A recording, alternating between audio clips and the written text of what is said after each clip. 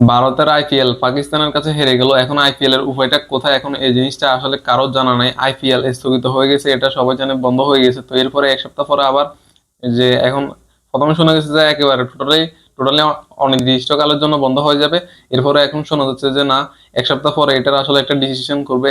কি করবে আসলে তারাও এখন চিন্তা করতেছে, চিন্তা ভাবনায় আছে যে আইপিএলটা এখন কিভাবে কি করবে, কিভাবে আবার চালু করবে, এবং কি বিদেশি প্লেয়াররা কিভাবে থাকবে, নাকি তাদের এই লিগটা তাদের আগ্রহ কমে গেছে, খেলবে না, তারা নিজেদের নিরাপত্তার জন্য চলে যাবে, এটা নিয়ে আসলে তারা এক প্রকার চিন্তিত আছে। তো পাকিস্তান কি করলো যে তারা আস্তে করে তাদের বেনুটা নিয়ে নিল, নিয়ে গেল দুবাইতে। তারা অগ্রিম সেটা সেখানে তারা বুকিং করে ফেলছে, দুবাইতে ভেন্যু বুকিং করে ফেলছে, অথচ আইপিএল আর পালো না। আইপিএল এখনো এবার দুবাইতে প্রস্তাব দিলেও আর সেটা লাভ নাই।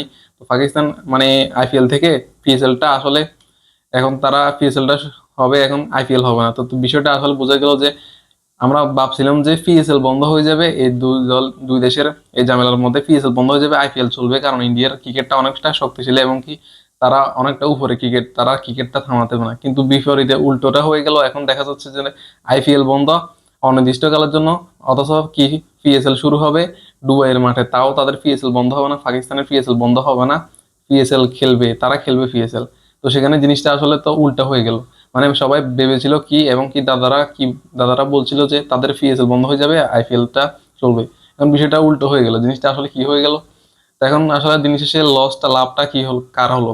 মানে এক প্রকার আইপিএল এর লস হলো, ইন্ডিয়ার লস হলো, পাকিস্তানেরও তেমন একটা লস হয়নি, কারণ তারা ডুবাইতে গিয়ে হলেও তাদের পিএসএলটা চালু শেষ করবে পিএসএলটা। তো সেখানে আসলে দিন শেষে কোনো লাভই হলো না, ক্রিকেটটার এক প্রকার ক্রিকেটের প্রভাবটা পড়ে গেল।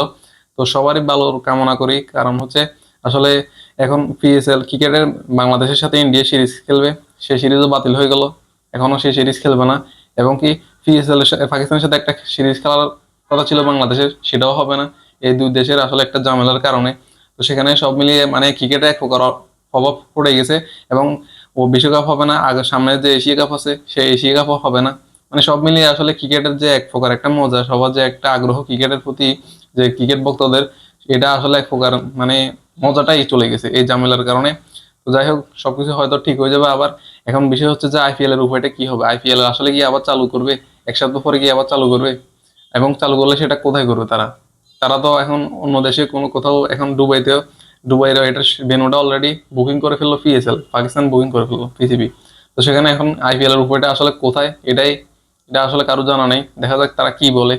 আইপিএল আসলে আফসোস লাগে আরসিবির জন্য, আরসিবি পয়েন্ট টেবিলের এক নম্বরে, এবং কি তারা ভালো খেলতেছে। এবার এবার একটা চ্যাম্পিয়ন হওয়ার একটা আগ্রহ, একটা সবার একটা ইচ্ছা আছে যে আরসিবি চ্যাম্পিয়ন হবে, আরসিবি ফ্যানদের। তো সেখানে এখন কি হলো, হঠাৎ এটাই বন্ধ হয়ে গেল আইপিএল। তো এবার দেখা যাক পরে আবার চালু করে কিনা।